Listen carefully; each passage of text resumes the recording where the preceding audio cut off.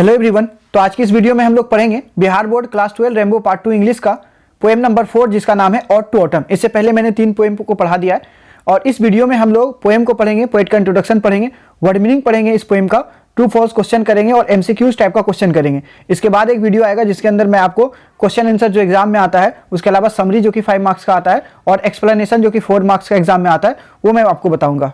इससे पहले कि हम लोग पोएम में आगे बढ़े, मैं आपको वर्ड मीनिंग बता देता हूं, क्योंकि बिना वर्ड मीनिंग को आप पोएम को अच्छे से समझ नहीं पाएंगे। तो सबसे पहले तो आपको वर्ड मीनिंग याद करना है। ओड टू ऑटम, ओड का मतलब होता है संबोधन गीत। जब किसी को संबोधित करते हुए जब गीत गाया जाता है तो उसे ओड कहते हैं। और किसके प्रति ये गीत है? To autumn. ऑटम कहते हैं शरद ऋतु को, जो ठंड के बाद और वसंत ऋतु से पहले का जो मौसम होता है, जनवरी फरवरी का जो महीना होता है, उसे ऑटम कहते हैं। तो इसमें इंपॉर्टेंट जो वर्ड्स है आप उन्हें जरूर याद कर ले। जैसे रोमांटिक पोएट, रोमांटिक का मतलब होता है सौंदर्य, पोएट यानी कवि, सौंदर्य कवि। एक एज चला था और उस एज में जो भी पोएट थे उन सभी पोएट्स को रोमांटिक पोएट कहा गया, जिसमें कि जॉन कीट्स का एक बड़ा नाम आता है, विलियम वर्ड्सवर्थ का सबसे बड़ा नाम आता है, एस.टी. कोलरिज का नाम आता है। ये सभी रोमांटिक पोएट्स हैं। तो जॉन कीट्स जो है, जो कि इस पोएम को लिखे हैं, वो भी एक रोमांटिक पोएट है। डीपली का मतलब हुआ गहराई से, बॉक्सिंग कहते हैं मुक्केबाजी के खेल को, और ग्रेसियस, ग्रेसियस मतलब होता है लालसा रखने वाला, यानी ललायत। जिसको पढ़ने का बहुत ज्यादा लालसा हो उसे हम लोग वोरेशियस रीडर कहते हैं, रीडर यानी पाठक। मिथोलॉजी कहते हैं धर्मशास्त्र को, जो पौराणिक गाथा, जैसे कि आप देखोगे रामायण महाभारत, ये सब मिथोलॉजी के अंदर आते हैं। इवन यानी भी। एम्बिशन कहते हैं लक्ष्य को। एक्वेंटेंस का मतलब होता है परिचय होना, पहचान होना। और इमिटेशन का मतलब होता है अनुकरण, नकल। कहते हैं खंड को, भाग को। एंटाइटल का मतलब होता है शीर्षक देना, उपाधि देना। एप्रिसिएट का मतलब होता है प्रशंसा करना। इंडोलेंस का मतलब होता है अकर्मणीय, जो कर्म करने के लायक ना हो, जो कर्म ना करे। और अर्न का मतलब होता है मिट्टी का घड़ा। साइक का मतलब होता है आत्मा। मेलंकली यानी निराशा, उदासी। स्पान, स्पान कहते हैं समय अवधि को, जैसे लाइफ स्पान, जीवन अवधि को कहते हैं लाइफ स्पान। एबल यानी लायक, योग्य होना। अचीव का मतलब होता है प्राप्त करना, कोई चीज प्राप्त कर लेना, अचीव करना कहलाता है। रिफ्लेक्ट का मतलब होता है परावर्तित करना, जैसे आपने सुना होगा रिफ्लेक्शन ऑफ लाइट, प्रकाश का परावर्तन। कोई चीज जब लौटता है तो उसे परावर्तित करना कहते हैं। अवेयरनेस का मतलब हो गया ज्ञान। और सफरिंग का मतलब हो गया परेशानी, पीड़ा, जैसे फीवर से सफरिंग होता है। एवर मतलब होता है हमेशा, हमेशा के लिए। डिस्क्राइब का मतलब होता है वर्णन करना। मेमोरेबल का मतलब हो गया यादगार। एग्जिबिट का मतलब होता है प्रदर्शित करना।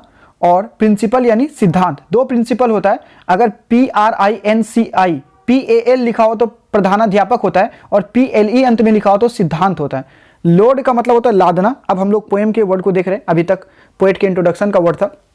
वाइन्स का मतलब होता है अंगूर की लताएं। और थैच, थैच का मतलब होता है पुआल या फूस, फूस का जो घर बना होता है, निवारी वगैरह का। ईव का मतलब होता है छप्पर का किनारा या अगरी। और मोस्ट जो कहते हैं काई लगा हुआ, हरा हरा काई लग जाता है वृक्षों के अंदर, दीवालों के अंदर। राइपेन का मतलब हो गया मिठास, रेपनेस, रिपनेस यानी मिठास। कोर का मतलब हो गया अंतरतम भाग, आंतरिक भाग। स्वेल का मतलब होता है फूलना या फुलाना या आकार में बड़ा करना। प्लम का मतलब होता है गुद्देदार बनाना। हेजल कहते हैं सुपारी का जो बीज होता है, या सुपारी को हेजल कहते हैं। और सेल का मतलब होता है छिलका। कर्नल कहते हैं बीज को या गुठली को। और बड कहते हैं कली को, फूल का जो पहला स्थिति होता है, जब फूल निकलने से पहले का अवस्था होता है, वो बड यानी कली कहलाता है। सीज का मतलब होता है अंत हो जाना। ऑफन का मतलब होता है पराया। स्टोर का मतलब होता है संग्रह, यानी बहुत चीज जो एक जगह पे जमा कर दोगे तो इसे स्टोर कहोगे। हुएवर मतलब जो कभी भी। सीक यानी कि ढूंढता है, तलाश करता है। एब्रॉड का मतलब वैसे तो विदेश होता है, लेकिन इस पोएम के अंदर हो जाएगा यहाँ वहाँ। केयरलेस यानी लापरवाह। और ग्रेनरी का मतलब हो जाता है अनाज का ढेर।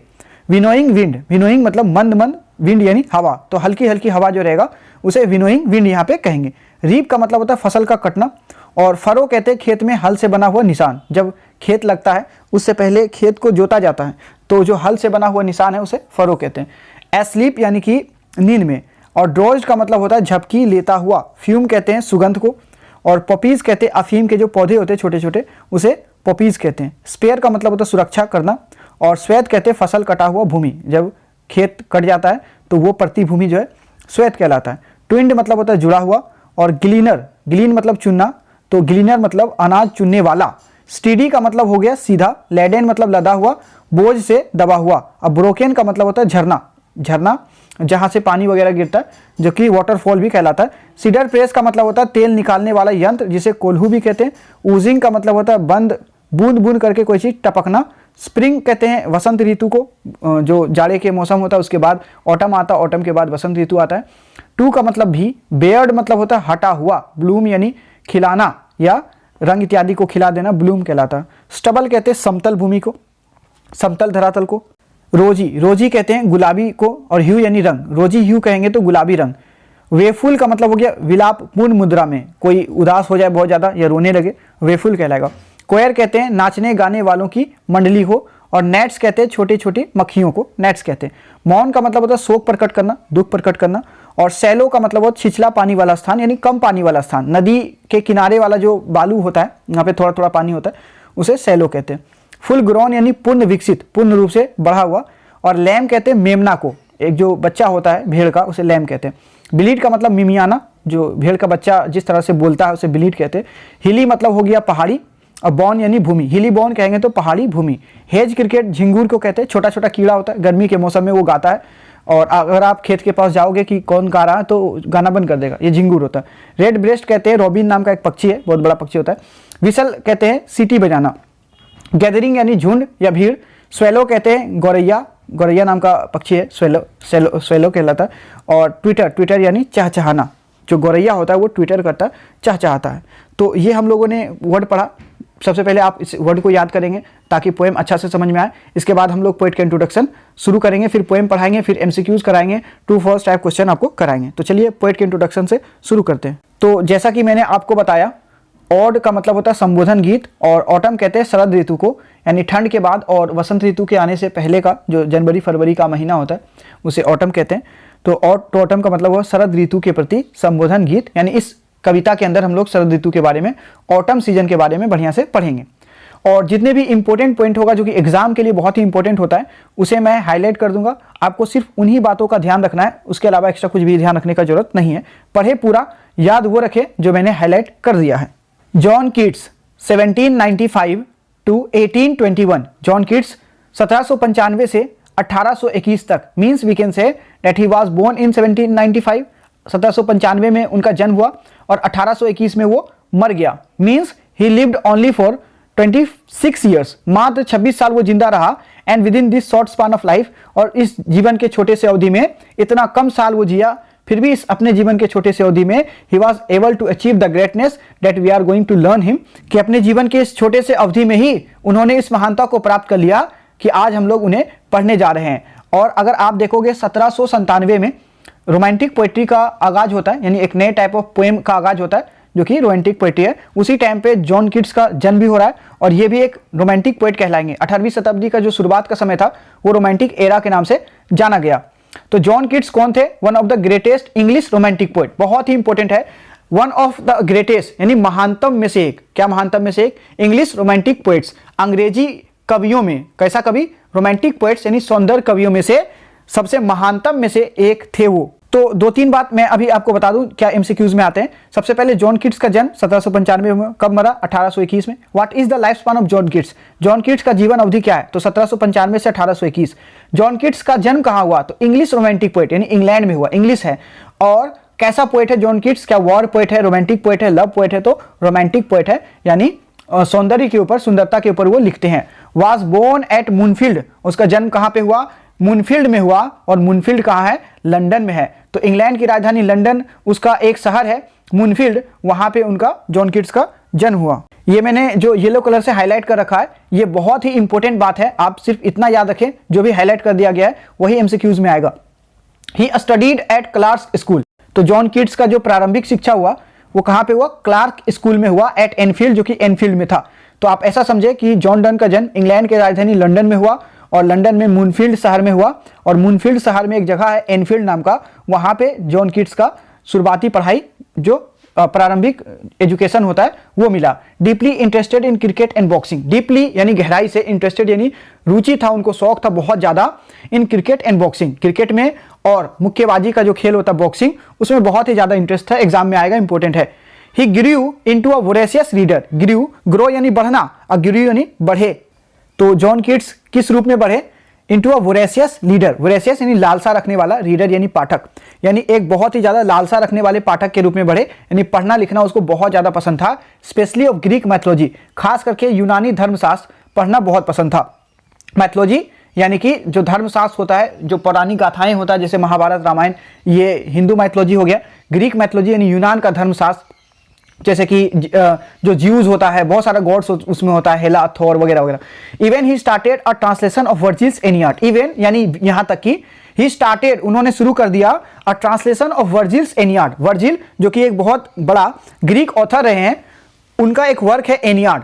वर्जिल जो कि एक बहुत बड़ा ग्रीक ऑथर है, उनका एक वर्क है एनियाड, उनका ट्रांसलेशन शुरू कर दिया था जॉन कीट्स ने। और ट्रांसलेशन करना क्यों जरूरी था? क्योंकि जो वर्जिल ने लिखा था एनियाड नाम का वर्क, वो ग्रीक लैंग्वेज में लिखा हुआ था। ग्रीक में उस टाइम पे लैटिन चलता था, तो लैटिन लैंग्वेज में लिखा हुआ था, उसे इंग्लिश में लिखा ताकि बाकी लोग भी समझ पाए, क्योंकि आज के टाइम पे लैटिन कोई नहीं समझता, लैटिन एक डेड लैंग्वेज है।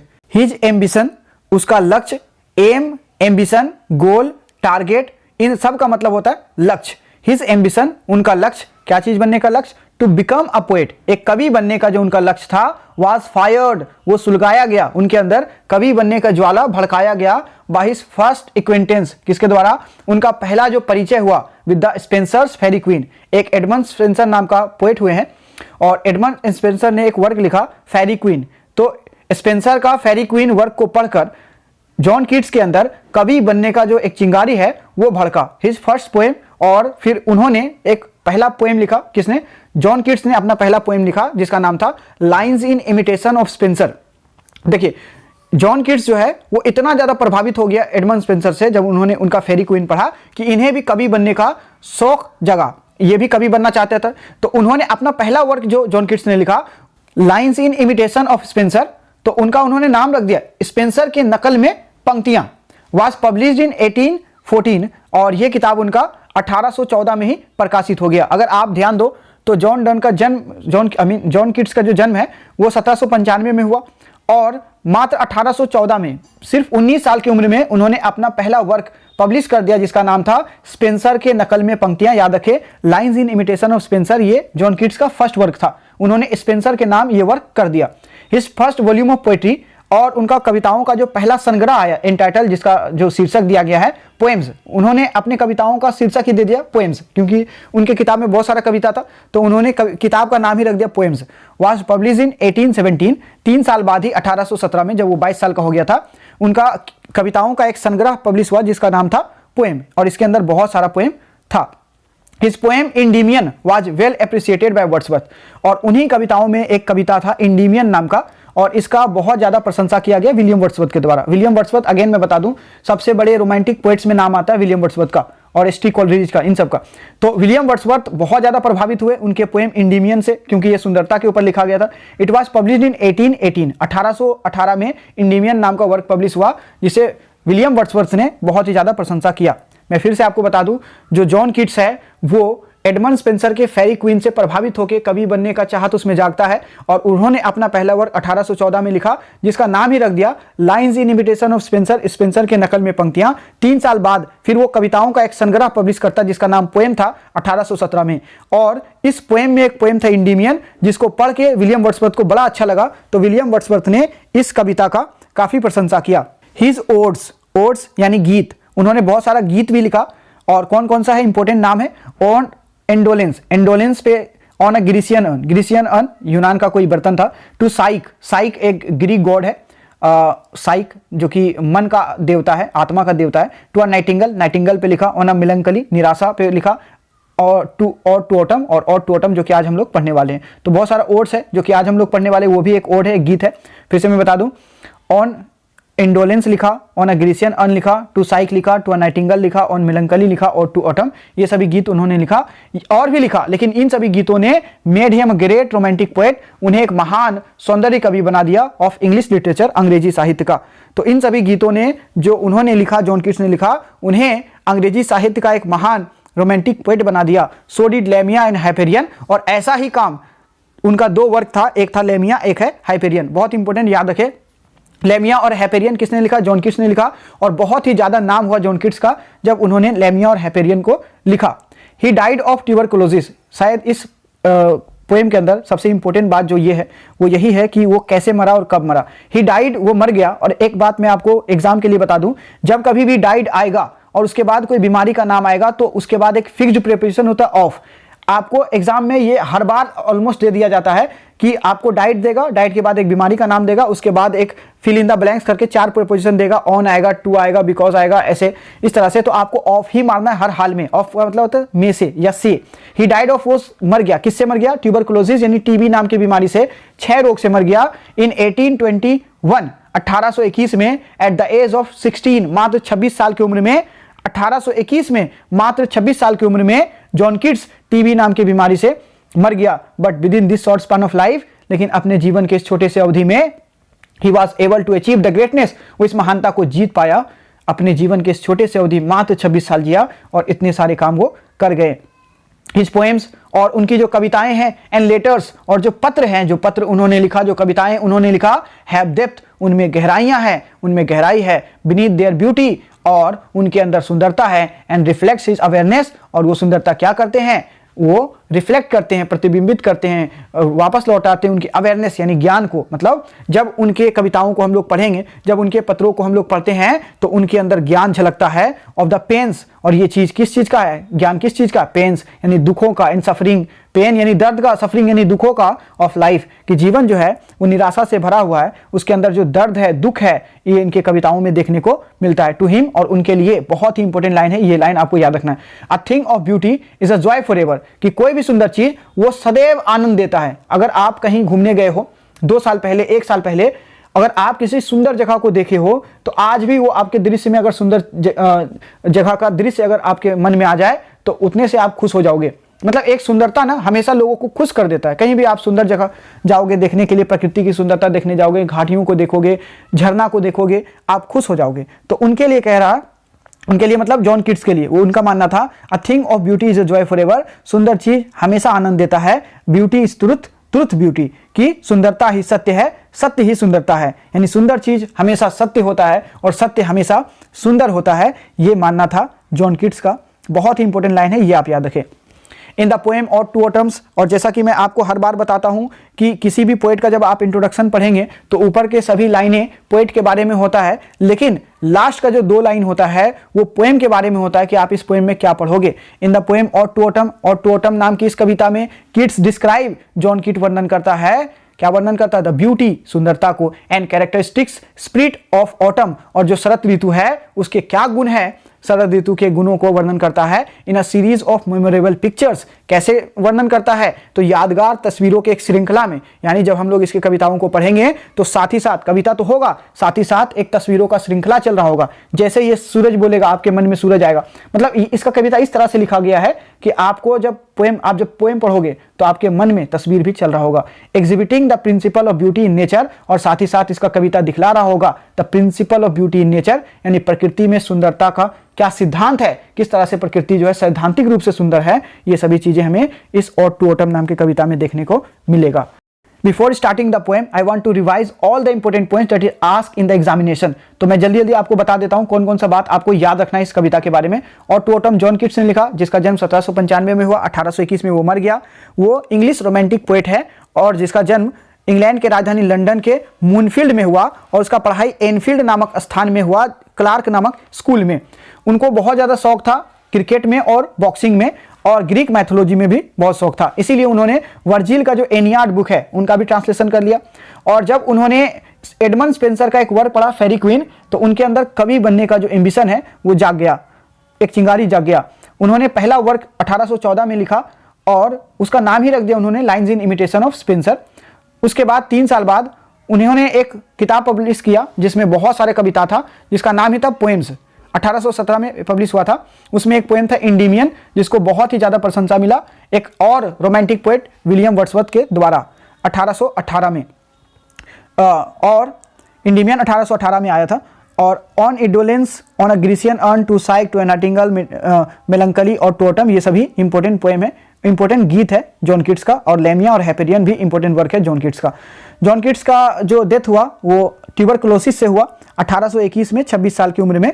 उनके लिए a thing of beauty is a joy for ever, beauty is truth, truth beauty, सत्य ही सुंदरता है, सुंदरता ही सत्य है, और सुंदर चीज हमेशा आनंद देता है। ये इंपॉर्टेंट बात था।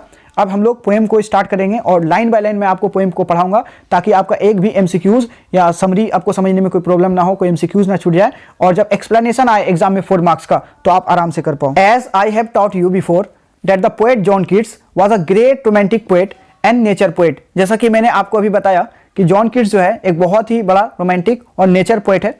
सर ये रोमांटिक या नेचर पोएट क्या होता है? Those poets who write in order to show the principles beauty of nature called nature और रोमांटिक पोएट। वैसा कवि जो प्रकृति में प्रकृति के सुंदरता के सिद्धांत को दिखाने के लिए लिखते हैं उसे रोमांटिक पोएट कहते हैं। कैसे? As you see, as you know, as you do in your society, जैसा कि आप देखते हैं, जानते हैं और अपने अपने समाज में करते हैं।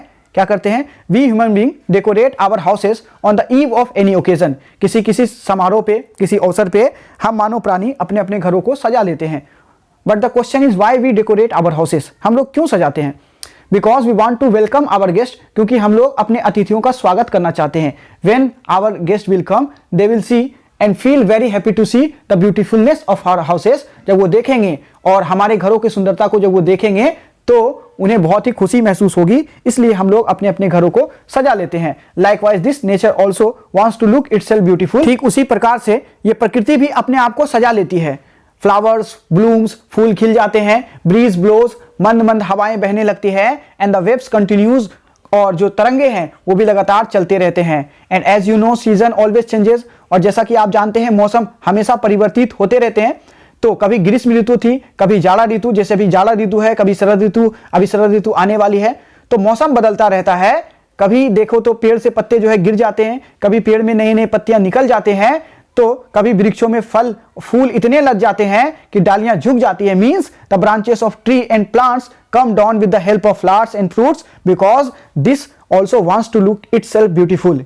इन this poem the poet wants to show that how nature looks itself beautiful during the autumn। इस कविता में जो कवि है वो यही दिखलाना चाहते हैं कि शरद ऋतु के दौरान कैसे ये प्रकृति सुंदर मालूम पड़ता है, किस तरह से नए नए फूल खिल जाते हैं, फलों से वृक्ष की शाखाएं डालियां लद जाती है और नेचर प्रकृति हर तरह सुंदर मालूम पड़ता है। And even the fragrance blows in the air, और जो खुशबू है वो खुशबू पूरे हवा में फैले हुए रहते हैं। The first question is what is autumn? ये शरद ऋतु क्या है?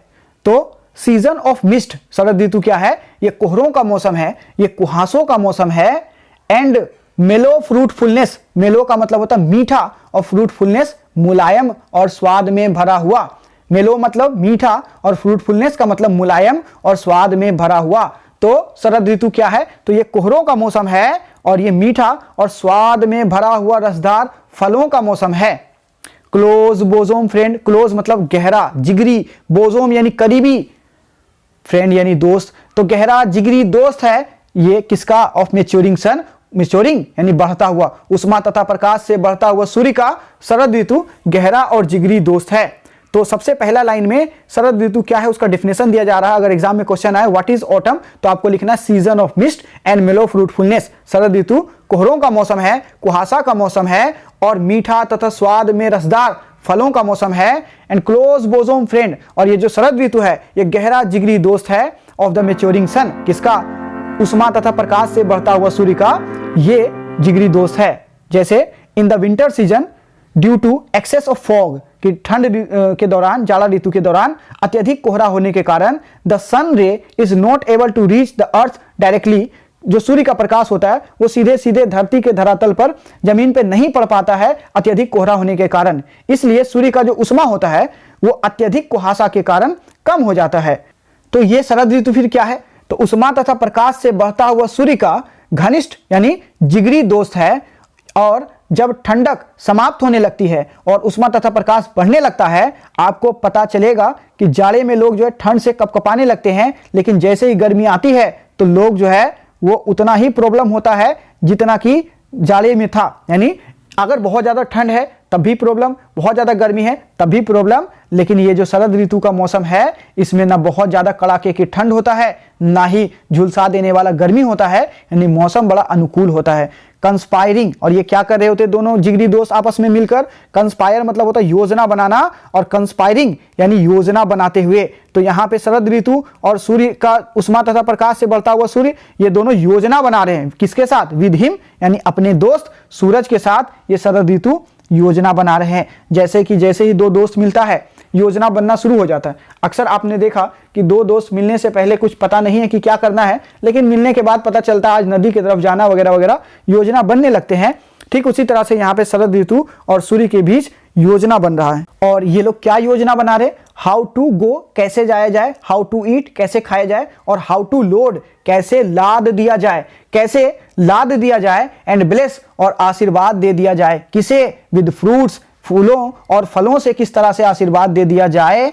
फलों से किसे आशीर्वाद देना है, द वाइन्स यानी अंगूर की लताओं को किस प्रकार से अंगूर से लाद दिया जाए, उनके फूलों और फलों से लाद दिया जाए और उन्हें आशीर्वाद दे दिया जाए। इस बात का योजना यहाँ पे बन रहा है। कौन सी अंगूर की लताएं, डेट राउंड जो कि चारों ओर है, कहां, थैच, थैच कहते हैं जो फूस का बना हुआ घर होता है। और ईव रन्स, ईव का मतलब होता है अग्री के किनारे किनारे, यानी छप्पर के किनारे किनारे का हिस्सा ईव कहलाता है, और रन मतलब चारों ओर। तो फूस के छप्पर के किनारे किनारे अग्री के चारों ओर लटकी हुई अंगूर की लताएं, उसमें किस प्रकार से फूलों, उसे किस प्रकार से फूलों और फलों से लाद दिया जाए और उसे आशीर्वाद दे दिया जाए।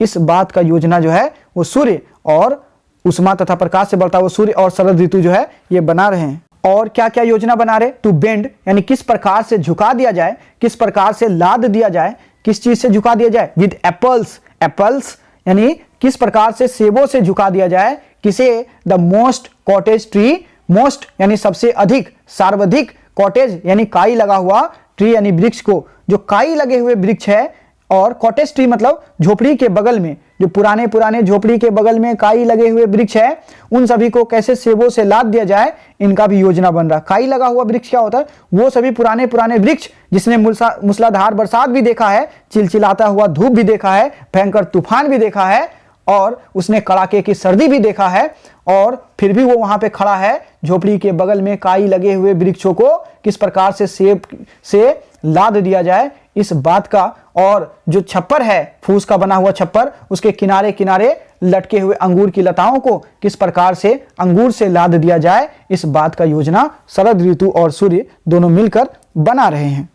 और क्या योजना बना रहे, and fill all fruits with ripeness, and fill और किस तरह से भर दिया जाए, किसे भर दिया जाए, ऑल फ्रूट्स जितने भी तरह के फल हैं उन सभी फलों को किस तरह से भर दिया जाए, किसके साथ, विद राइपनेस यानी मिठास, बिटरनेस यानी खटास, और राइपनेस यानी मिठास के साथ भर दिया जाए। और कहां तक, टू द कोर यानी अंतरतम भाग तक, आंतरिक भाग तक, कैसे अंदर तक मिठास से सभी फलों को भर दिया जाए, इस बात का योजना दोनों दोस्त बना रहे हैं।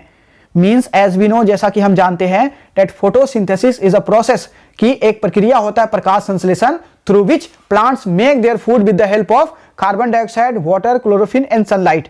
And as we know sunlight is a very essential part for photosynthesis. प्रकाश संश्लेषण के लिए सूर्य का प्रकाश होना बहुत जरूरी होता है, तभी जो पेड़ पौधे अपना भोजन बना पाते हैं। And as we also know that during the winter season, due to excess of fog, the sun rays are not able to reach the earth's surface directly.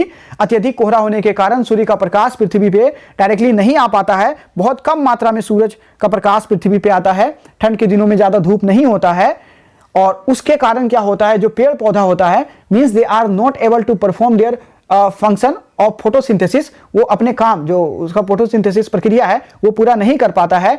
As a result the leaves of plants becomes yellow and one by one they start falling down. उसके परिणाम स्वरूप क्या होता है कि जो पत्तियां होती है वो पीले पड़ जाते हैं और एक एक करके वो गिरने लगते हैं, and finally the tree becomes leafless, और पेड़ जो है वो पतझड़ हो जाता है। यानी कि ठंड के दिनों में आप देखोगे कि नए नए पत्ते नहीं निकलेंगे, पुराने पुराने कुछ पत्ते मिलेंगे, और ज्यादातर पत्ते जो है सूख सूख के गिरने लगेंगे। कारण क्या है, कारण यह है कि प्रकाश संश्लेषण नहीं हो पा रहा है, फोटोसिंथेसिस नहीं होने के कारण वो लोग अपना भोजन नहीं बना पा रहे हैं। But as soon as the winter overs, जैसे ही ठंड समाप्त होने लगता है, एंड द ऑटम कम्स, और शरद ऋतु आता है, and the sun is maturing, और सूर्य का जो उष्मा है वो बढ़ने लगता है। So both the sun and autumn conspire themselves, वो दोनों जो सूर्य है और शरद ऋतु दोनों योजना बना रहे हैं हाउ टू लोड, कि किस प्रकार से लाद दिया जाए, किस प्रकार से जो अंगूर की लताएं हैं जो कि अग्री के चारों ओर, यानी फूस का बना हुआ घर जो है उसका छप्पर उसके चारों ओर लटका हुआ है, इसे किस तरह से अंगूर से लाद दिया जाए, किस प्रकार से जो झोपड़ी के बगल में खाई लगा हुआ सेब का वृक्ष है उसे सेब से लाद दिया जाए। किस प्रकार से जो भी जितने भी यहाँ पे फल का गाछ है उन सभी को फलों से लाद दिया जाए और फिर किस प्रकार से हर एक फल के अंदर तक अंतरतम भाग तक मिठास से भर दिया जाए। ये सभी योजना शरद ऋतु आते ही बनना शुरू हो गया, क्योंकि जाड़ा खत्म हो गया है और अब फल फूल लगना शुरू हो गया है। और दोनों मिलकर योजना बना रहे हैं। क्या वो योजना बना रहे हैं? टू स्वेल, स्वेल यानी आकार में बड़ा कर देना, फुला देना। टू स्वेल द गार्ड यानी जो कद्दू है, जो कोहड़ा है, तो कद्दू और कोहड़ों को आकार में बड़ा कैसे कर दिया जाए, इस बात का योजना बन रहा है। And plump the hazel shells, और सुपारी का जो गुद्देदार कैसे बना दिया जाए, सुपारी जो कि बहुत कठोर होता है उसे कैसे गुद्देदार बना दिया जाए, इस बात का भी योजना चल रहा है। विद अ स्वीट कर्नल, एक मीठी गुठली के साथ, यानी जो सुपारी है उसे कैसे गुद्देदार और मीठी गुठली में बदल दिया जाए, इस बात का योजना दोनों में चल रहा है। टू सेट, और कैसे स्थापित कर दिया जाए, और यानी स्थापित कर देने का भी योजना है। क्या? बडिंग मोर, यानी फूलों के डालियों पे अधिक से अधिक कलियों को खिला देने का भी योजना है। बड यानी कली, the first stage of a fruit, and still more, और इतना ही नहीं, इससे भी अधिक, later the flowers of the bees, later flower for the bees, और बाद में मधुमक्खियों के लिए फूलों को खिला देने का भी योजना है। कब तक? Until they think warm days will never cease, until यानी तब तक जब तक कि नहीं, दे थिंक वो लोग सोचने ना लगे, वार्म डेज जो गर्मी के दिन है, विल नेवर सीज वो कभी समाप्त नहीं होंगे, कि जब तक मधुमक्खी ये ना सोचने लगे कि गर्मी के दिन कभी समाप्त नहीं होंगे, इतने मतलब इतना फूल खिला देना उसके लिए कि उन्हें लगे कि शायद अब गर्मी समाप्त कभी नहीं होगा, तब तक इनके लिए फूल खिलाना है। For summer has over brimmed their clumsy cells, for यानी क्योंकि समर हैज ओवर ब्रिम्ड, गर्मी का मौसम वो लबालब भर दिया है, देयर क्लमजी सेल्स, इनके छत्तों को, इनके गुद्देदार कोशिकाओं को।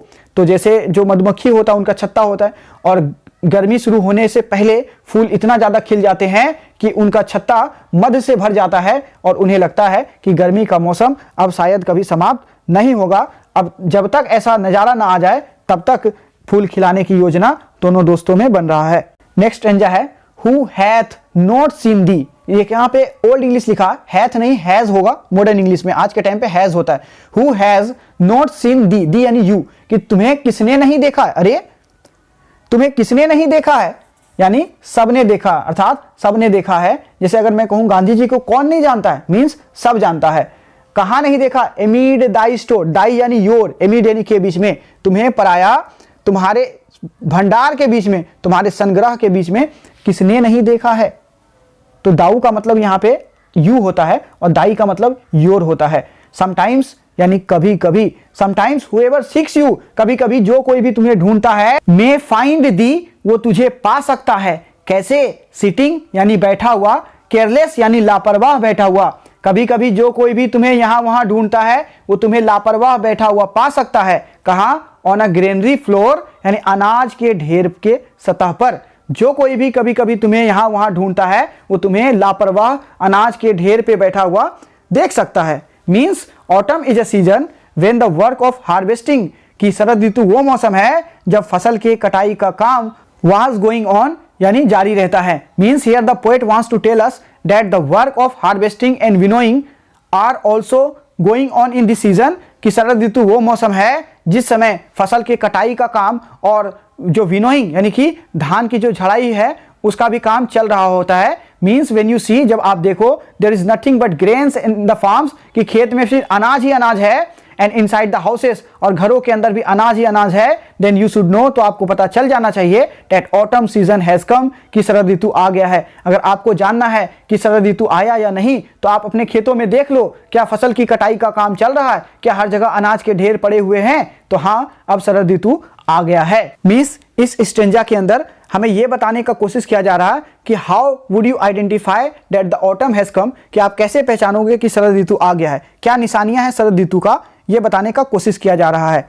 दाई हेयर, और तेरे बाल, सॉफ्ट लिफ्टेड यानी हल्की ऊपर उठी हुए, तेरे बाल हल्की ऊपर उठी हुई है, क्यों? बाय द विनोइंग विंड, जो मंद मंद हवा चल रहा है, उस मंद मंद हवा से तेरे बाल हल्के ऊपर की ओर उठे हुए हैं। Means here the poet wants to tell us, कि यहाँ कभी हमसे कहना चाहते हैं, व्हेन यू फील, कि जब आप महसूस करो, फ्रेग्नेंट विंड इज ब्लोइंग, कि सुहानी हवा बह रही है, खुशबूदार हवा बह रही है, and your here is soft lifted by the adjustment of air, और हवा के दबाव के कारण आपके बाल थोड़े ऊपर उठ गए हैं, then you should know that the autumn has come, तब आपको पता होना चाहिए कि शरद ऋतु आ गया है।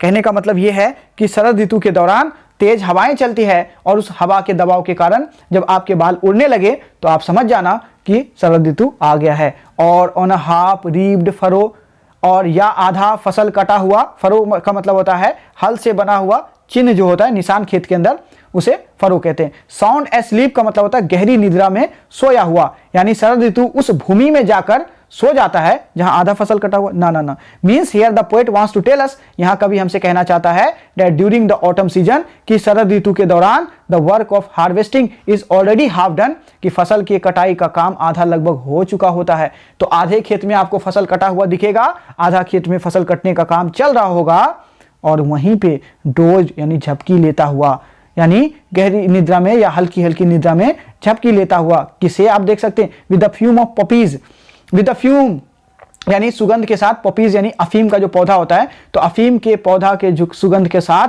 वहां पे आपको किसान या कोई अन्य लोग झपकी लेता हुआ मिल जाएगा। Means during autumn season not only pleasant wind blows but this air is also full of fragrance, कि शरद ऋतु के दौरान ना केवल सुगंधित हवा बहते हैं बल्कि इस हवा के अंदर बहुत ज़्यादा खुशबू जो है वो फैल जाता है, और जो किसान थक हार के खेत में जो रहते हैं उन हवाओं को, खुशबू को लेकर मदहोश हो जाते हैं और वो खेत में ही सो जाते हैं।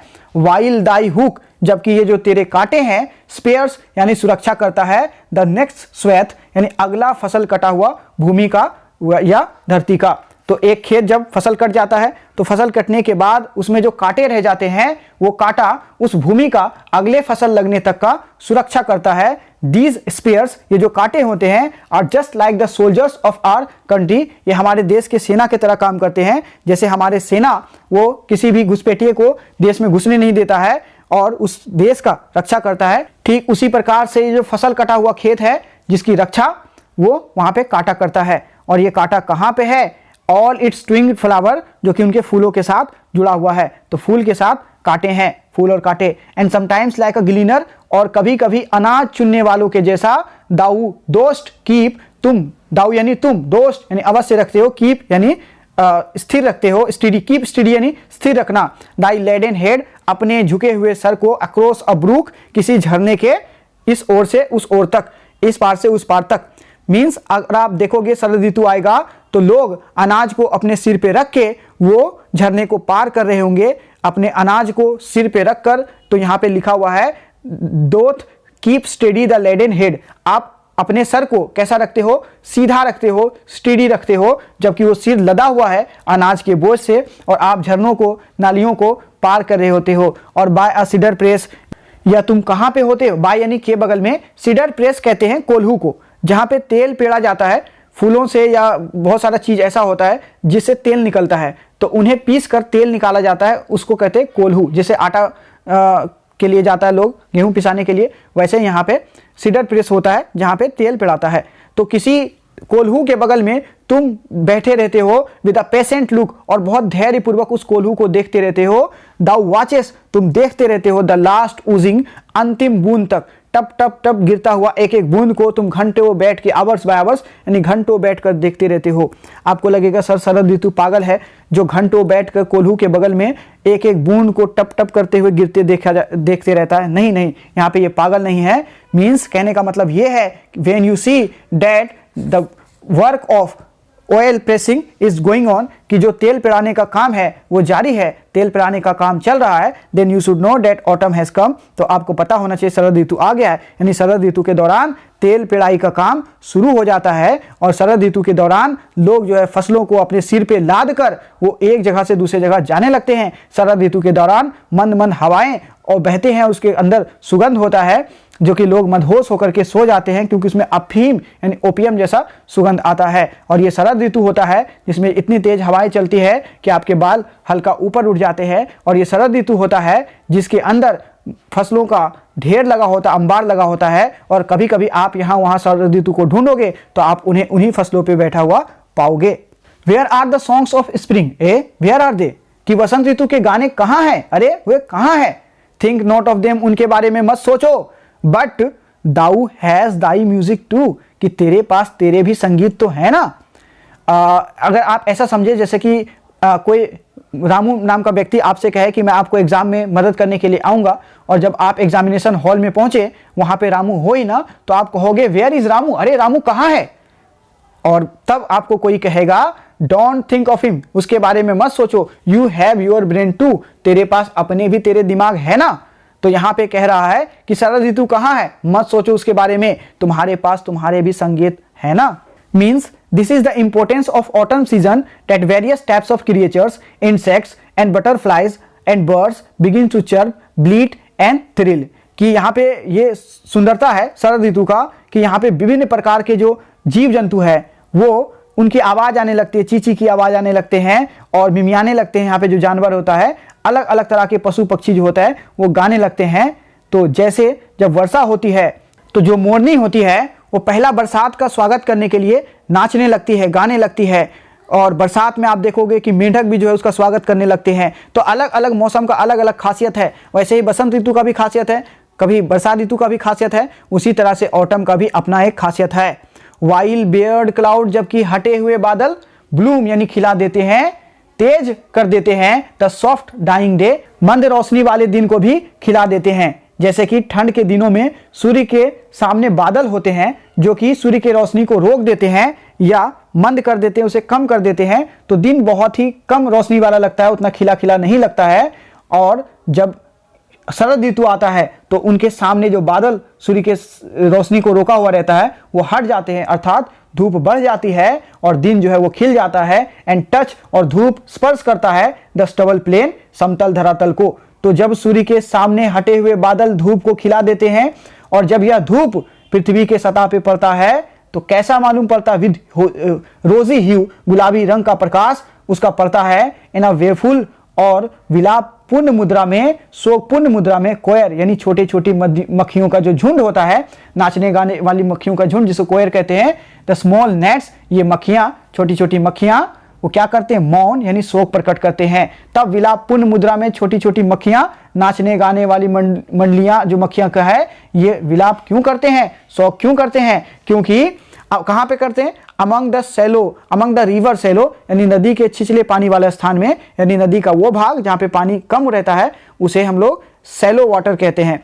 तो जैसे कि आप देखोगे कि थोड़ा थोड़ा जहाँ पे नमी रहता है वहाँ पे मधुमक्खियाँ जाके बैठती है या मक्खियाँ बैठती है, लेकिन जैसे जैसे दिन गर्माता है बालू भी गर्म होता है और ये मक्खियों के लिए उस बालू पे बैठ पाना, गर्म बालू पे बैठ पाना आसान नहीं होता है। तो मक्खियाँ जो है थोड़ा ऊपर उठ जाते हैं, बोन अलोफ्ट, हवा में थोड़ा ऊपर उठ जाते हैं और हवा में ऊपर उठ के क्या करते हैं, ये सभी मौन करते हैं। मौन करने का मतलब ये दुख प्रकट करते हैं कि गर्मी आ रहे हैं और गर्मी आने के कारण क्या होगा, गर्मी आने से ये होगा कि इनके जो पंख है वो जलेंगे, नीचे ये बैठ नहीं पाएंगे, तो वो लोग मौन करते हैं यानी शोक प्रकट करते हैं। और किस चीज़ पे मौन करते हैं, एंड सिंकिंग, सिंकिंग यानी सिकुड़ता हुआ, यानी उन दिनों नदियों का जो जल स्तर है वो तेजी से कम होने लगता है। क्यों, क्योंकि वर्षा होने लगी, नहीं, धूप तेज होने लगी है, धूप उमड़ने लगी है। एज द लाइट विंड, क्योंकि जो हल्की हल्की चलने वाली हवा है वो कैसा मालूम पड़ती है, लिव्स और डाइज यानी जीती है या मरती है नहीं, अर्थात हवा कभी तेज हो जाती है, कभी मंद हो जाती है, कभी तेज होती है, कभी मंद होती है। एंड फुल ग्रोन लैम्स, और पूर्ण विकसित मेमने, मेमने यानी जो भेड़ का बच्चा होता है जिसे मेमना कहते हैं, लाउड ब्लीड, वो ऊंची आवाज में मिमियाता है, चिल्लाता है, कहां से, फ्रॉम हिली बॉर्न यानी पहाड़ी भूमि से। जब ठंड होता है तो उससे मेमने भी परेशान होते हैं, लेकिन जैसे धूप मिलता है, थोड़ा गर्माहट मिलता है, तो खुशी के मारे पहाड़ी पे चढ़ के वो भी मिमियाते हैं, हेज क्रिकेट सिंग और झिंगूर गाने लगते हैं। एंड नाउ, और अब जैसे ही सूर्य के सामने से बादल हटा है, उष्मा थोड़ा थोड़ा धरती पर पड़ा है और जो विद ट्रेबल सॉफ्ट और कान फाड़ देने वाली आवाज के साथ रेड ब्रिस्ट, ये जो रॉबिन नाम का पक्षी है, विसल्स, ये सीटी बजाने लगते हैं। और अब बहुत ऊंची आवाज के साथ रॉबिन नाम के पक्षी सीटी बजाते हैं, कहां से, फ्रॉम अ गार्डन क्राफ्ट यानी छोटी बागवानी वाले खेत से। एंड गैदरिंग स्वेलोज ट्विटर, और जो झुंड में गौरैये होते हैं वो चहचहाने लगते हैं इन द स्काई यानी हवा में।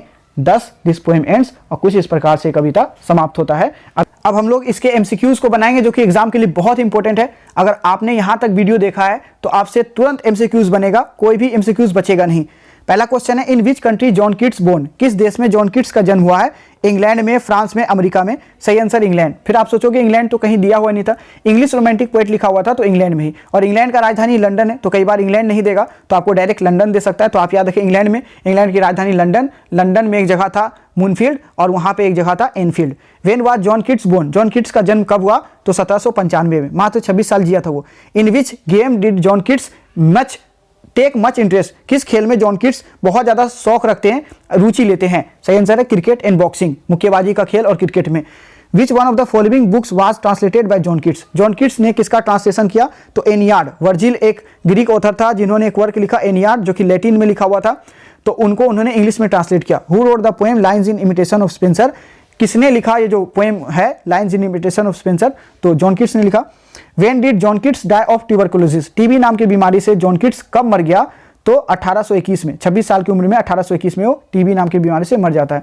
और to autumn is a dash poem, और टू ऑटम नेचर पोएम है, वॉर पोएम है, लव पोएम है? सही आंसर है नेचर पोएम है ये। नेक्स्ट है autumn is a season of mist and मेलो डैश, सही आंसर है फ्रूटफुलनेस। ये पहला ही लाइन है, अगर आप पोएम पढ़ोगे तो ऑटम किसका मौसम है? तो मीठा स्वाद से भरपूर भरा हुआ स्वाद का मौसम है, मेलो फ्रूटफुलनेस का वो मौसम है, यानी सी ऑप्शन यहाँ पे सही होगा। नेक्स्ट है autumn is the close bosom friend of maturing sun, सही आंसर है उष्मा तथा सूर्य से, उष्मा तथा प्रकाश से बढ़ते हुए सूर्य का वो जिगरी दोस्त है। नेक्स्ट है the heat of the sun begins to dash during autumn, शरद ऋतु के दौरान गर्मी जो है या उष्मा जो है सूर्य का वो बढ़ने लगता है, घटने लगता है? सही आंसर है इंक्रीज, बढ़ने लगता है। डिक्रीज यानी घटना, डिमिनिश मतलब भी होता है घटना। नेक्स्ट है the work of harvesting and dash is going during autumn, शरद ऋतु के दौरान कौन कौन सा काम चल रहा था? हार्वेस्टिंग यानी फसल की कटाई का काम, विनोइंग यानी धान के झड़ाई का काम, उसका सफाई का काम। Wind blows with dash of various flower, विभिन्न फूलों के सुगंध के साथ हवा बहता है। स्टिंक नहीं, स्टेंच नहीं, परफ्यूम, सही आंसर है सुगंध, perfume. Nature looks very dash during autumn, शरद ऋतु के दौरान प्रकृति कैसा मालूम पड़ता है? बहुत ही ब्यूटीफुल मालूम पड़ता है। नेक्स्ट है dash twitter in the sky, आकाश में कौन चाहते हैं? स्वेलोज, गौरैया चाहते हैं। नेक्स्ट है what was the cause of John Keats death, John Keats के मरने का कारण क्या है? सबसे इंपॉर्टेंट क्वेश्चन है, सही आंसर है ट्यूबरकुलोसिस यानी टीबी से वो मर गया। तो इस वीडियो में मैंने आपको पोएम पढ़ाया, वर्ड मीनिंग पढ़ाया और उसके अलावा एमसीक्यूज बहुत इंपॉर्टेंट। नेक्स्ट वीडियो में मैं आपको क्वेश्चन आंसर बता दूंगा, समरी बता दूंगा, एक्सप्लेनेशन बताऊंगा। अगर आप फुल कोर्स लेना चाहते हैं दिए गए नंबर पे कांटेक्ट करें, आपको पूरा कोर्स मिल जाएगा। Thank you so much.